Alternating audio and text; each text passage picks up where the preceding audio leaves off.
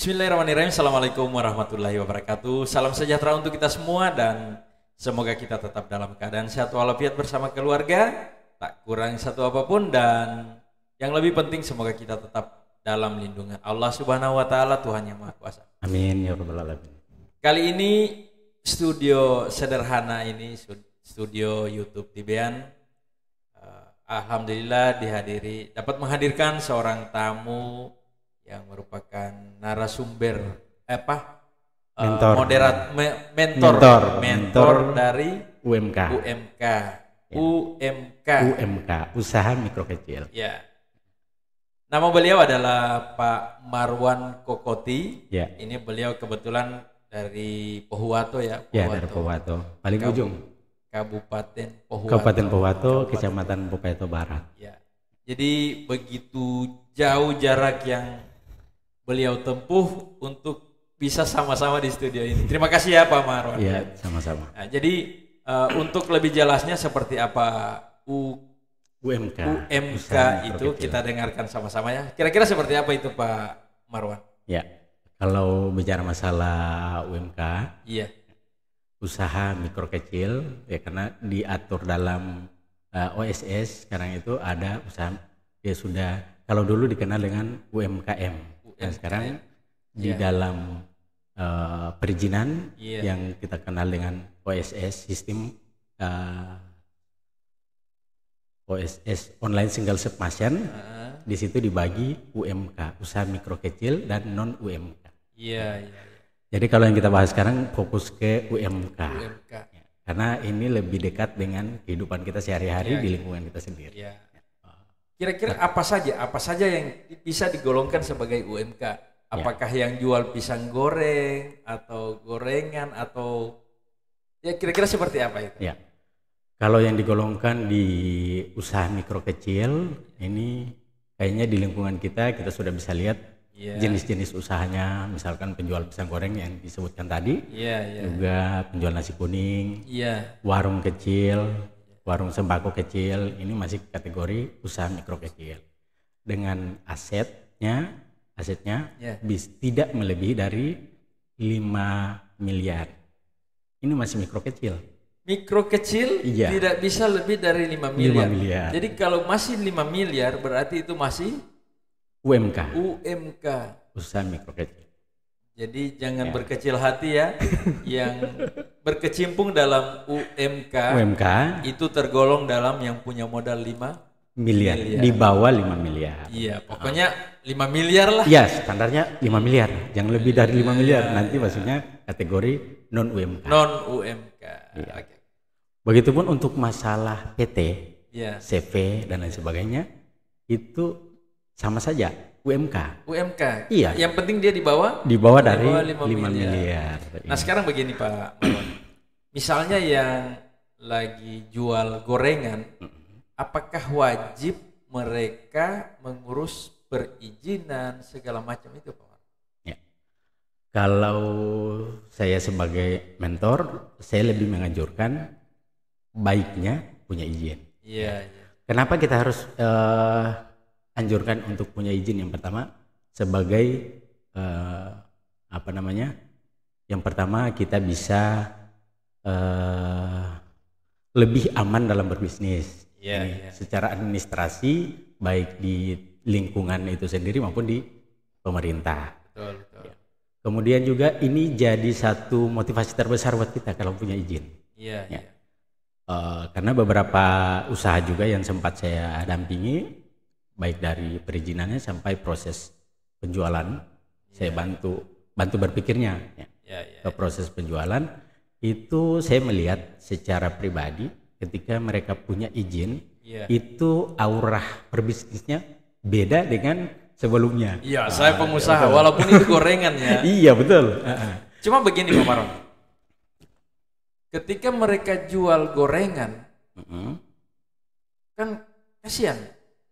Mungkin modalnya kecil dan apakah tidak agak riskan? Ini gorengan pisang goreng kok harus pakai izin segala macam. Nah, andai pakai izin pun apa saja izin yang seperti apa yang harus disiapkan ya, dipenuhi oleh penjual gorengan tadi, karena untungnya juga tidak seberapa. Ya, tidak seberapa, ya betul. Artinya gini, kalau bicara masalah bukan pada speknya apa yang dia jual, ya. Oh gitu. Ya, bukan pada spek apa yang dia jual, tapi ini kan satu, kita harus berpikir ke depan kita harus lebih besar dari ini.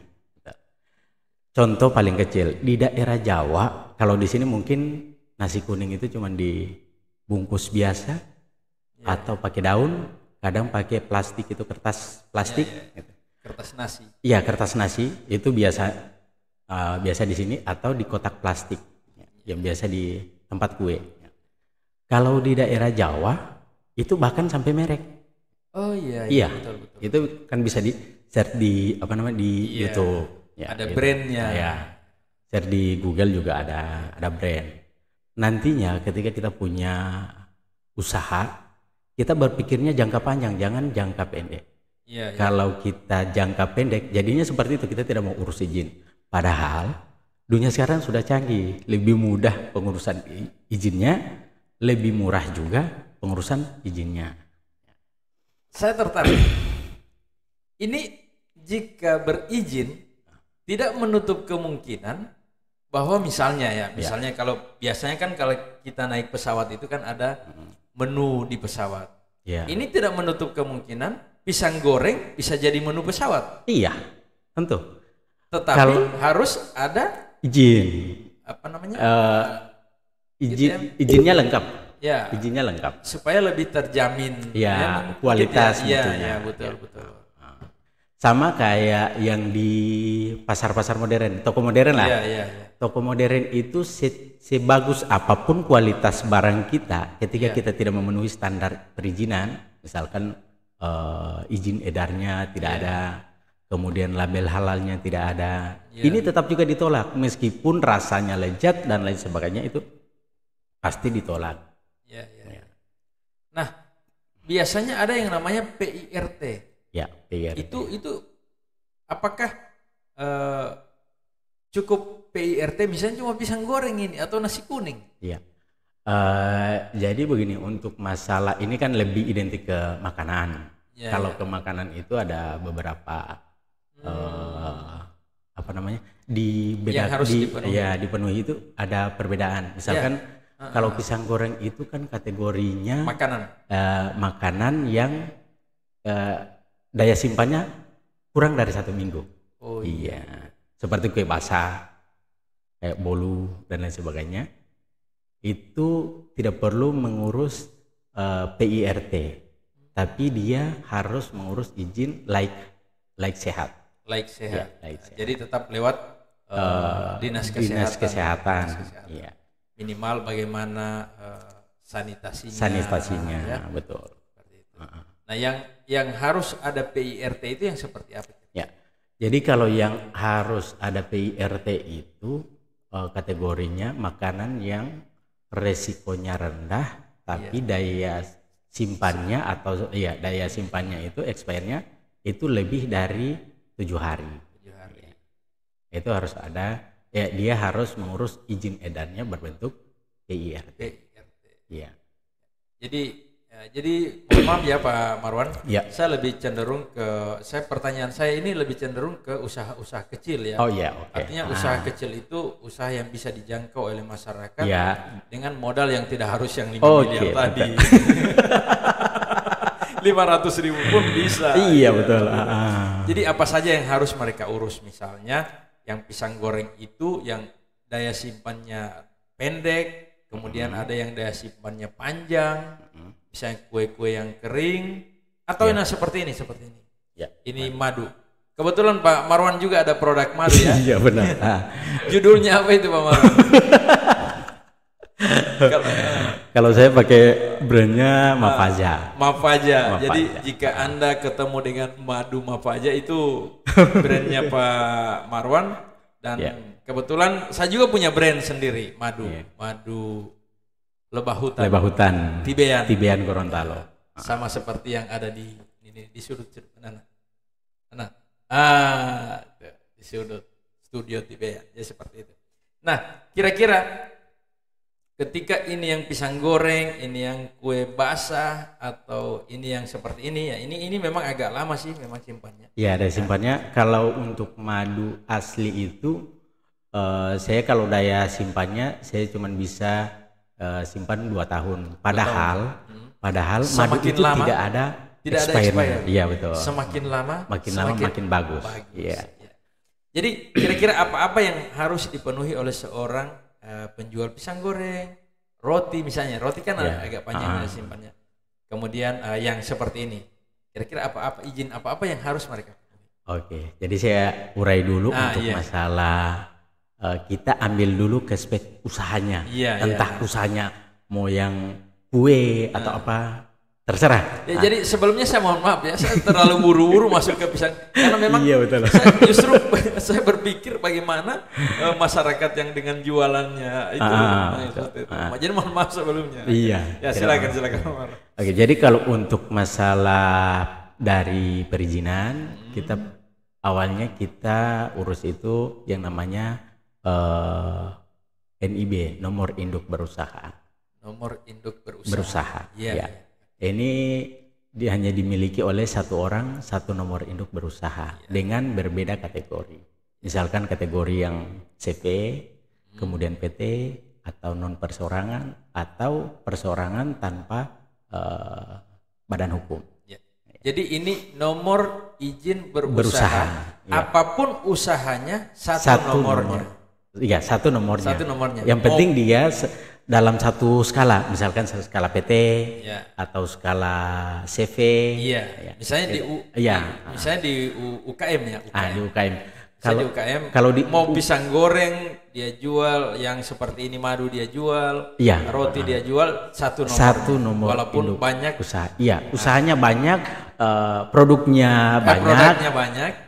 Tapi satu nomor usaha. Izin nomor induk berusahanya. Oke, itu satu. Oke. Jadi kalau untuk UMK ini saya sarankan karena masih pemula, nanti kita lihat perkembangan ke depan. Baiknya kalau ini pengalaman saya secara pribadi, awalnya saya buatnya izin usaha tidak berbadan hukum. Itu bisa dapat secara gratis. Kalau kita tahu caranya, kita bisa bisa buat sendiri malah lebih enak. Dia dikunjungi saja situs di oss.go.id. Atau bisa juga menghubungi Bapak ya. Boleh. Tapi Bapak siap ya bantu ya.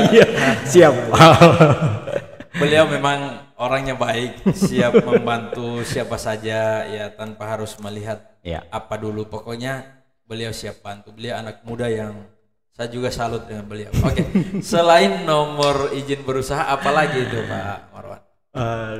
Kalau untuk nomor izin usaha, kalau kita sudah punya izin usaha, nomor induk berusaha, nanti di dalam izin usaha itu kita tambahkan apa-apa saja bisnis yang kita jalankan. Itemnya. Iya, item bisnisnya. Misalkan kita jualan pisang goreng. Kemudian nasi kuning, dan lain sebagainya. Itu satu NIB, tapi bisa di dalam satu NIB itu bisa puluhan jenis produk yang kita hasilkan. Berbeda dengan kalau rumah makan beda. Rumah makan dia jadi satu KBLI tersendiri. Rumah makan. Jadi untuk menunya di dalam itu tidak diinput secara pribadi. Dia langsung skala rumah makan. Setelah kita punya NIB, kemudian kita punya usaha, misalkan usaha kita lebih ke makanan. Nanti kalau ke makanan kita lihat, kalau misalkan kita makanannya cepat basi atau cepat rusak, daya simpannya tidak melebihi 7 hari, berarti kita urusnya izin edarnya bukan PIRT tapi laik sehat. Kemudian kalau misalkan kita punya produk yang lebih dari 7 hari daya simpannya, kita urus izin PIRT. Prasyaratnya untuk penerbitan PIRT dan atau laik sehat, kita harus ikut dulu penyuluhan keamanan pangan dari Dinas Kesehatan. Biasanya pelaksananya juga biasanya dari Dinas Kesehatan. Biasanya juga dari Dinas Perindak. Iya, betul. Atau kolaborasi antara dua dinas. Kolaborasi betul. Atau ada organisasi-organisasi misalkan mungkin kalau LSM, betul. Mereka membuat acara dan atau mahasiswa, gitu. Persyaratannya kita harus ikut dulu agar kita tahu membedakan antara pangan dan non pangan. Iya. Kalau kita pangan namanya PIRT, kalau non pangan itu namanya apa ya? Saya lupa. Yang non pangan. Karena saya bergelut di madu, makanya saya lebih kenal itu ke PIRT. Tapi ada yang setara dengan PIRT. Nah, seperti yang industri sabun itu ada. Itu kan, bukan pangan. Iya, non pangan. Iya. Non pangan. Betul. Jadi selain PIRT cuma sampai di situ. PIRT ini laik sehat, PIRT, BP POM, MD. Untuk izin-izin yang harus diadakan oleh seorang pelaku UKM. Pelaku usaha. UKM yang kecil ya, yang saya saya belum mau masuk ke skala yang skala besar. Tinggi. Sebenarnya kalau skala besarnya ini dalam bentuk finansialnya. Finansial. Saya lebih cenderung ke yang bisa dijangkau dulu oleh masyarakat pada umumnya. Kalau bicara masalah yang 4 ini, yang laik sehat, kemudian PIRT, kemudian ada apa namanya satu, BP POM, MD, ini sebenarnya tidak bergantung pada usahanya kecil atau besar, atau modalnya kecil atau besar. Yang kayak pisang goreng itu harus tetap ada balai POM? Tidak ya? Iya, karena diatur tergantung produknya. Iya, tergantung produk. Kalau misalkan produknya yang frozen atau yang dibekukan, itu layak harus pakai BP POM MD. Iya. Makanan dan minuman dalam negeri ya? Dalam negeri. Beredar dalam negeri. Kalau luar negeri itu ML. Iya betul. Nah sekarang label halal. Label halal. Itu wajib untuk semua atau gimana itu? Sebenarnya kalau kita konsumen, kita sebenarnya label halal ini dibutuhkan di lingkungan muslim. Kalau sekarang juga di Gorontalo khususnya ini belum terlalu familiar dengan masalah label baik perizinannya maupun label halalnya belum terlalu dipersoalkan dalam satu produk. Karena belum terlalu familiar. Seperti pisang goreng itu kan rata-rata di kita mohon maaf ya penonton, di Gorontalo itu mayoritas muslim, jadi otomatis itu orang berpikir bahwa ini halal. Betul. Jadi seperti itu. Nah, tetapi jika dia masuk ke supermarket itu wajib ya? Iya, wajib. Wajib ada label halal. Kalau masuk ke toko modern atau minimarket yang bermerek, itu sudah harus ada PIRT atau BP POM tergantung produknya. Kemudian sudah ada label halalnya. Kemudian ada data data perusahaannya. Tentu itu ada. Ada juga kode expirednya. Kode expired. Kode expired. Kemudian komposisinya sudah ada. Betul. Oke, jadi itu ya penonton ya. Singkat tentang bagaimana perizinan tentang UKM dan saya kira ini sangat-sangat mudah kita penuhi, tetapi memang ketika kita belum melakukan memang kita merasa ini agak sulit, tapi ketika Pak Marwan sendiri pernah melakukan itu dan beliau rasa mudah, maka beliau pun menjadi mentor mentor. Benar. Dan memang beberapa kali saya lihat itu sering terbang dari keluar daerah alhamdulillah. Karena beliau sebagai mentor di UMKM. Nah, tetapi jika penonton ingin lebih tahu lebih banyak itu bisa menghubungi Pak Marwan, atau mungkin di daerah-daerah lain juga punya mentor seperti Pak Marwan? Kalau yang satu angkatan dengan saya, karena saya pendidikannya sekitar 1 bulan lebih. Ya. Itu di Gorontalo cuma ada 2. Cuma ada 2. Iya, yang satu Bapak Rinto di Kabupaten Gorontalo kalau tidak salah. Iya. Cuman saya tidak terlalu akrab dengan beliau. Profilnya juga saya tidak terlalu kenal. Cuman yang pasti saya tahu Gorontalo itu ada 2. Ada 2. Saya Bapak untuk Pohuwato, kemudian Bapak Rinto ini di Kabupaten Gorontalo. Oke, berarti di masing-masing daerah itu ada penonton. Nah, jika penonton ini tidak tahu siapa mentor itu, kemana masyarakat menghubungi untuk menanyakan tentang segala sesuatu seperti yang Bapak jelaskan tadi? Oke. Untuk masalah perizinan, yang pertama untuk NIB ya, saya mulai dari NIB. Kalau NIB bisa menghubungi ke saya, bisa juga langsung ke Dinas Penanaman Modal PTSP. Oh, PTSP. Iya, betul. Di PTSP pun gratis, dilayani secara gratis. Yang pertama kalau untuk masalah NIB itu ke Dinas Penanaman Modal. Setelah sudah dari Dinas Penanaman Modal, nanti ditanya di Dinas Penanaman Modal itu jenis usahanya apa. Nanti disesuaikan dengan KBLI. Jadi yang jelas mereka pasti akan mendapatkan alur kemana mereka harus datangi ya. Kalau untuk alur mungkin tidak bisa dapat. Jadi begini. Maksud saya begini. Jadi ketika mereka ingin mengurus, jadi mereka langsung ke penanaman modal bisa, nanti mereka dapat informasi apa saja yang mereka akan lakukan. Oh iya. Jadi, kan? Jadi begini.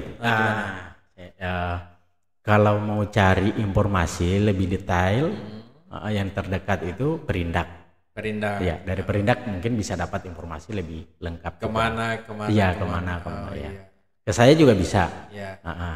Kalau misalkan mau urus, ketika ada yang dekat dengan Bapak, tapi kalau misalnya ada yang di luar Gorontalo. Kalau yang kemarin pelayanan saya itu yang di Sulawesi Utara, Manado. Iya.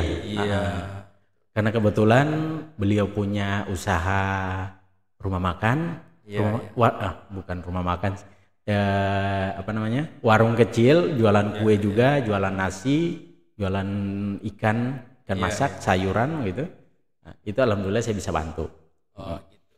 Jadi penonton jika ingin berkonsultasi langsung dengan Pak Marwan, mohon maaf nomor handphonenya nomor kontaknya saya tidak taruh di sini di video ini, tetapi mungkin lewat Facebook bisa ya? Facebook bisa. Marwan Kokoti. Iya, Marwan Kokoti.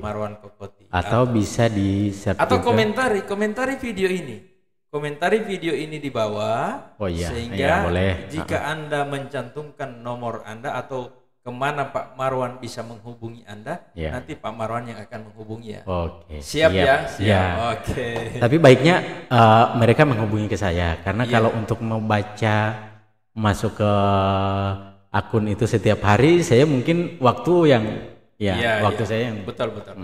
Jadi begini teknisnya begini Pak Marwan. Ketika para penonton ini komentar di bawah sini, maka ketika komentar itu saya lihat kan pasti notifikasinya ke saya. Oh iya betul. Ya kan? Atau ditambahkan saja nomor saya di. Tidak usah.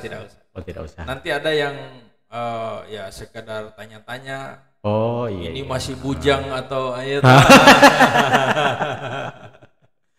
Jadi nanti kalau ada komentar yang membutuhkan kontak dengan Pak Marwan, nanti saya akan hubungi Pak Marwan bahwa ini ada komentar yang ingin seperti itu. Atau bisa juga langsung inbox di Facebook. Iya, betul. Marwan Kokoti. Ya.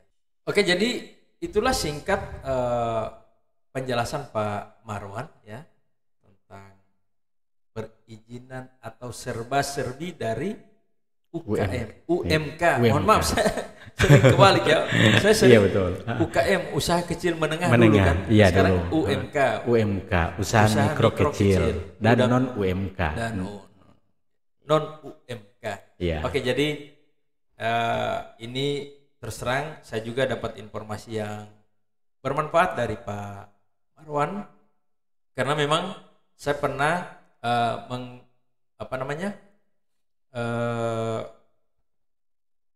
mengemas madu ini, karena saya sering lihat ada madu-madu yang ya sulit untuk dipertanggungjawabkan keasliannya. Iya, betul. Kebetulan saya juga pengguna madu, sehingga kenapa tidak saya berbagi ya. Iya. Nah, jadi seperti itu. Jadi kalau ada yang ingin juga butuh bagaimana proses pengolahan madu, juga bisa menghubungi Pak Marwan ya. Karena beliau memang yang sekarang lagi menggeluti itu. Walaupun kalau yang di saya madu ini cukup saya saring, kemudian saya simpan di botol, saya segel seperti ini. Jadi kalau segelnya sudah tidak ada, ya saya tidak bisa bertanggungjawabkan. Iya, betul. Jadi itu tadi penjelasan Pak Marwan singkat. Terima kasih Pak Marwan atas waktunya sudah hadir di tempat ini, dan kami berdua mohon maaf kepada para penonton jika ada hal-hal yang kurang berkenan. Tetapi jika video ini bermanfaat untuk kita semua, tolong dibagikan kepada orang lain agar orang lain juga bisa mendapatkan manfaat yang sama dari video ini. Jadi terima kasih. Ya. Billahi taufiq wal hidayah. Assalamualaikum warahmatullahi wabarakatuh. Sukses ya.